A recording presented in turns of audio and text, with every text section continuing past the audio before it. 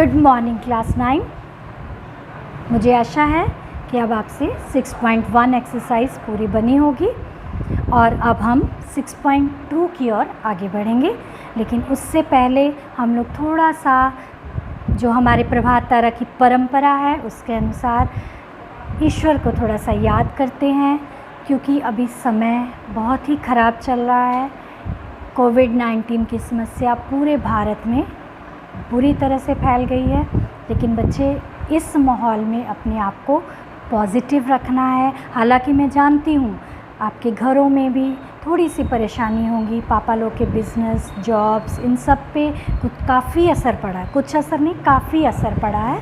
तो इससे घर की माहौल में भी थोड़ा चेंज होगा, थोड़ा सा नकारात्मकता आती है, आर्थिक स्थितियाँ थोड़ी ख़राब होती हैं तो नेगेटिविटी आती है। लेकिन बच्चे आप जो हमारा फ्यूचर है, आपको पॉजिटिव रहना है, आपको अपने कर्मों से, अपनी मेहनत से अपने पेरेंट्स को दिखाना है कि आप कर सकते हैं, है ना।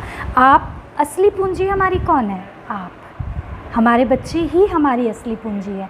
आप में कमी नहीं आनी चाहिए बच्चे, ठीक है।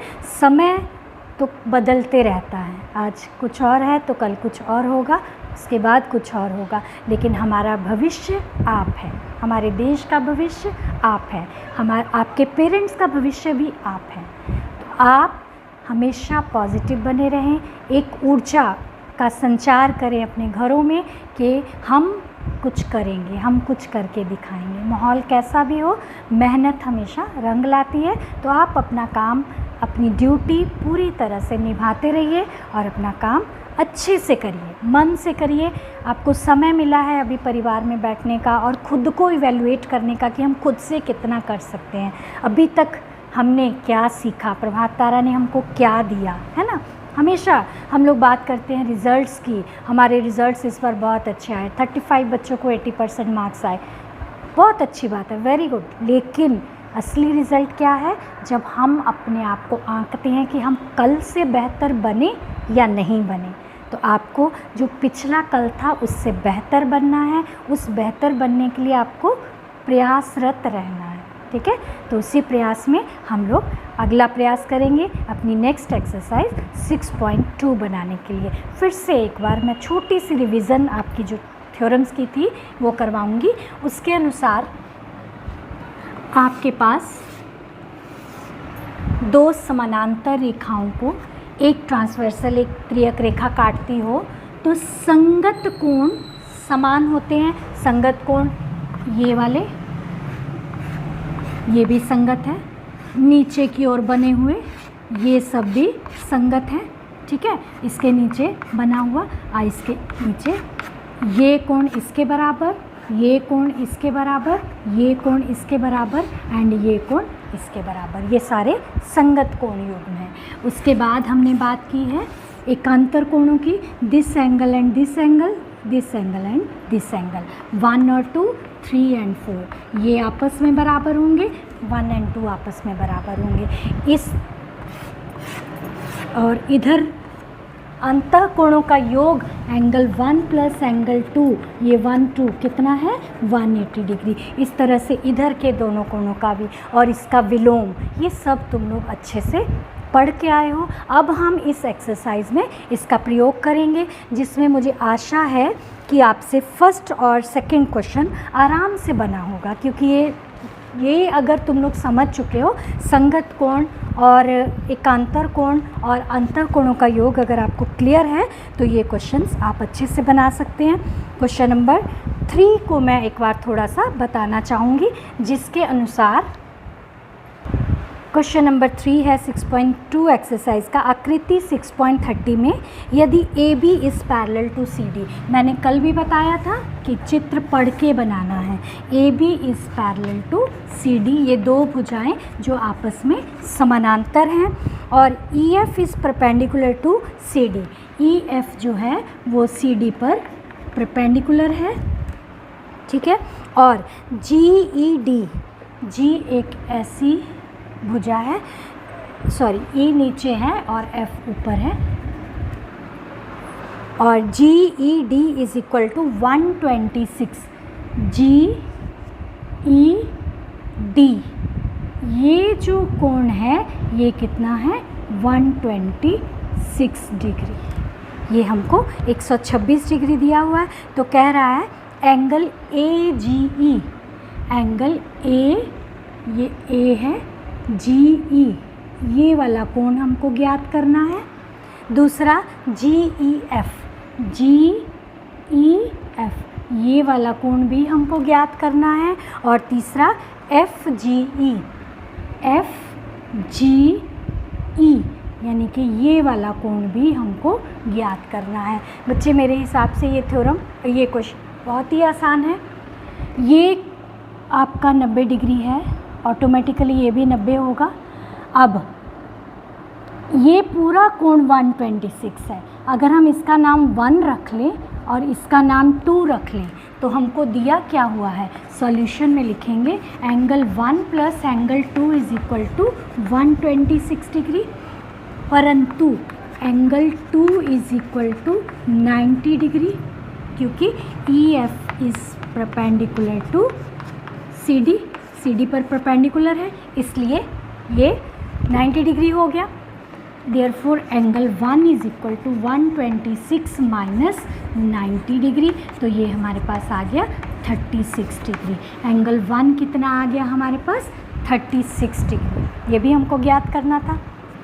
उसके बाद देखो, ये आपकी एक ये समानांतर रेखाओं को एक त्रियक रेखा अगर प्रतिच्छेद करती है तो एकांतर अंतः कोणों के युग्म बराबर होते हैं। एक कोण ये और एक कोण ये, पूरा का पूरा जी ई डी और ए जी ई लिखेंगे। A B is parallel to C D and G E तिर्यक रेखा है, तिर्यक रेखा है, इसलिए angle A G E is equal to angle G E D, G E D, ये दोनों कोण हमारे बराबर हो जाएंगे। क्यों? अल्टरनेट इंटीरियर एंगल, ठीक है, क्योंकि ये एकांतर अंतः कोण है। ठीक है, अब क्या करेंगे हम लोग को, ये दोनों कोण बराबर है तो ए जी ई हमारा कितना आ जाएगा 126 डिग्री, ये कोण भी हमारा 126 डिग्री आ गया। अब चूँकि ए बी एक रेखा है, ए बी एक रेखा है, इसलिए ये angle A G E plus F G E, ये दोनों angle F G E is equal to 180 degree, क्योंकि ये कौन से युग्म है, रैखिक युग्म है, यानी कि लीनियर पेयर है। ठीक है, ये दोनों जोड़े आपस में लीनियर है। तो इसको क्या करेंगे हम लोग, ये 180 डिग्री है जिसमें से एक कोण हमको पता है कितने डिग्री का है 126 degree plus F G E is equal to 180 degree, तो angle F G E is equal to 180 minus 126 degree. ये हम सॉल्व करेंगे तो हमारे पास आंसर आ जाएगा 54 डिग्री। तो हमारे 3 आंसर जो हमको चाहिए थे, इस कोण का मान, इस कोण का मान और इस कोण का मान हमने निकाल लिया है। तो इस तरह से ये आपका 3rd क्वेश्चन कंप्लीट होता है। इसके बाद मैं बताऊंगी आपको क्वेश्चन नंबर 4। क्वेश्चन नंबर 4 में आकृति 6.31 में यदि P Q is parallel to S T, देखो बच्चे पी क्यू यहाँ दिया हुआ है और एस टी यहाँ दिया हुआ है। ठीक है, ये दोनों लेकिन आपस में समानांतर है, हम इसको आगे बढ़ा सकते हैं क्योंकि ये दोनों पैरेलल हैं। तो इसका नाम पी क्यू रखते हैं और ये है हमारा एस टी। उसके बाद कहता है पी क्यू आर, अब एक पॉइंट आएगा पी क्यू आर नीचे की ओर, ये कितना है 110 डिग्री, और R S T, R S T ये आर है बिंदु, R S T is equal to 130 degree. अब कह रहा है क्यू आर एस ज्ञात करें, ये वाला कोण हमको ज्ञात करना है, दिस एंगल हमको फाइंड आउट करना है। तो इसके लिए बच्चे आपके लिए बहुत ही आसान से हो जाएगा अगर आप इस त्रिभुज इस रेखा को पीछे की ओर बढ़ा लेते हैं। ठीक है, एक छोटी सी रचना देंगे, पी क्यू को x तक बढ़ाएं, बढ़ा लिए। अब क्या हुआ, ये 130 है, ये पैरेलल लाइंस है ना, तो इन दोनों कोणों का योग कितना होना चाहिए, 180 डिग्री। ये 130 तो ये कितना आ जाएगा, 50 आ जाएगा, है ना। तो यहाँ पर कितना आ गया, 50 डिग्री। अब ये कौन से कोण है, शीर्षाभिमुख कोण, ये 50 तो ये भी 50 डिग्री हो जाएगा। ठीक है, अगर ये 50 हुआ तो अब हमको इन दोनों का योग से भी ये वाला निकल जाएगा, अंदर का कोण, दिस वन, इसका नाम x और इसका नाम y रख लेते हैं ताकि हम आसानी से इसको सॉल्व कर सकें। तो ये आ गया एक्स वाई, त्रिभुज क्यू आर वाई में ये 50 आ जाएगा, एंगल क्यू भी हमको मिल जाएगा 70 डिग्री, तो ऑटोमेटिकली आर एंगल निकालना हमारे लिए आसान हो जाएगा। ठीक है, तो अब क्या करेंगे, एस टी सॉल्यूशन लिख रही हूँ मैं, S T is parallel to P Q, और पी क्यू को x तक बढ़ाएं ताकि वो एस आर को y पर प्रतिच्छेद करे। ठीक है, प्रतिच्छेद करती हुई हमने एक रेखा खींच दी। आप देखो क्या हो रहा है, S T is parallel to Y X, therefore angle TSY plus angle XYS is equal to 180 degree. ठीक है, ये 130 है तो ये TSY is equal to 130 plus XYS is equal to 180, तो XYS क्या आ जाएगा हमारे पास, XYS is equal to 180 minus 130, यानी कि ये आ गया 50 डिग्री। ठीक है, अब ये 50 आया तो angle Q Y R, angle Q Y R is equal to angle X Y S, क्योंकि ये कौन से कोण है, शीर्षाभिमुख कोण है। ठीक है, तो ये क्यू वाई आर क्या आ जाएगा, ये भी 50 डिग्री आ जाएगा। ये दोनों कोण बराबर हो गए, ये भी 50 डिग्री आ गया। अब P Q X, P X एक रेखा है, इसका मतलब P Q R plus R Q X, दोनों कितने, दोनों का योग कितना होना चाहिए, 180 डिग्री। यहाँ लिखेंगे पी एक्स एक रेखा है, पी एक्स एक रेखा है, इसलिए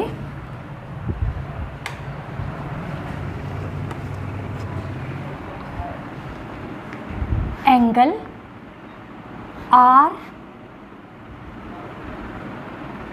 Q Y plus P Q R is equal to 180 degree. ये दोनों 180 डिग्री आए तो अब हमारे पास क्या आ जाएगा, therefore angle R Q Y की जगह पे हम लोग क्या लिख देंगे, आर क्यू वाई तो ऐसे ही रहेगा, पी क्यू आर की जगह पे हम लोग क्या लिख देंगे, 110 angle R Q Y plus 110 is equal to 180 degree. तो आर क्यू वाई कितना आ जाएगा, R Q Y is equal to 180 minus 110 which is equal to 70 degree. ये हमारा कितना आ गया, 70 डिग्री आ गया।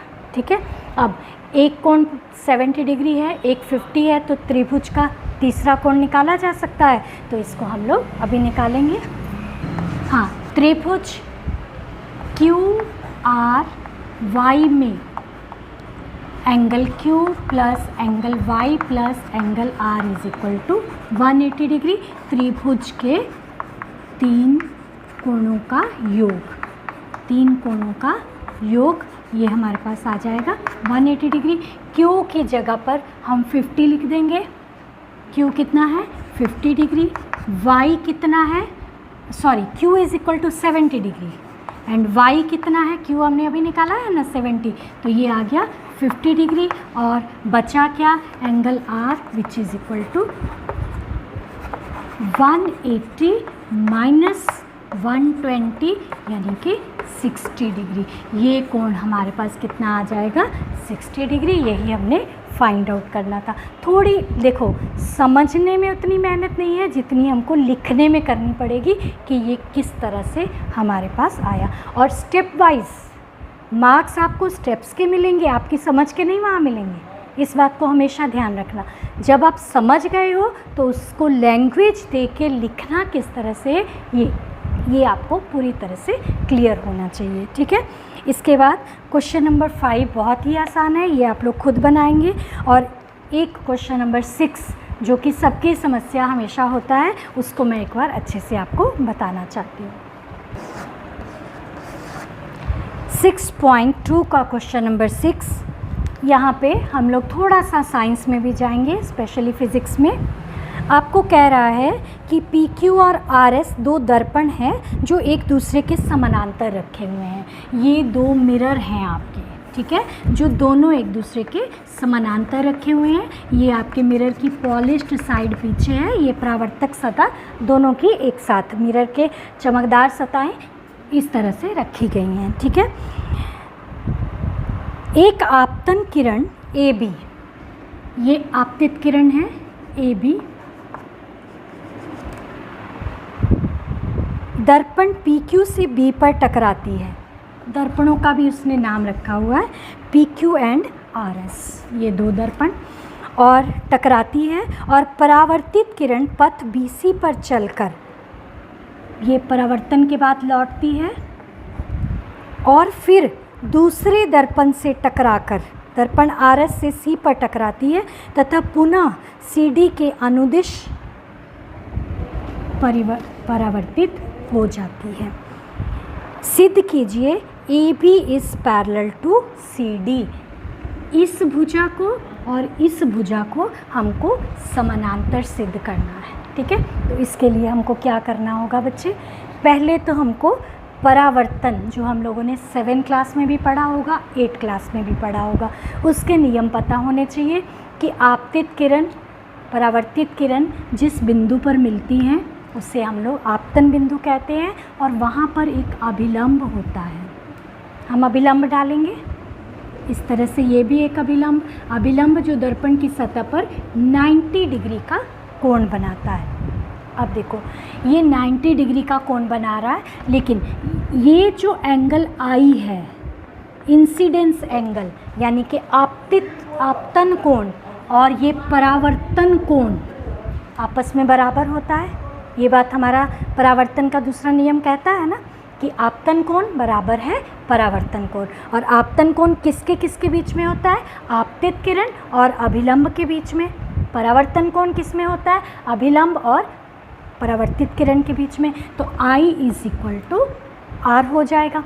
सिमिलरली अब हम लोग इसका नाम I और R नहीं रख सकते हैं, 1 और 2 रखना पड़ेगा, क्योंकि यहाँ फिर से इंसिडेंट रे आई। ये एंगल 3 हो गया और ये एंगल 4 हो गया, फिर से ये कोण परावर्तन के नियमों से बराबर हो जाएंगे, ठीक है। और हमको क्या सिद्ध कर देना है कि ये जो पूरा कोण है ये भी आपस में बराबर है, यानी कि एंगल AB इसका नाम है आपका C। Angle ABC is equal to angle DCB। ये कौन से कोण हो जाएंगे, एकांतर कोण। यदि एकांतर कोण समान हो तो रेखाएं आपस में समानांतर होती है। ये बात हम लोग सिद्ध करेंगे। तो सबसे पहले हम लोग रचना में या सॉल्यूशन में ही लिखेंगे BX and CY। BX perpendicular PQ and YC perpendicular RS खींचें।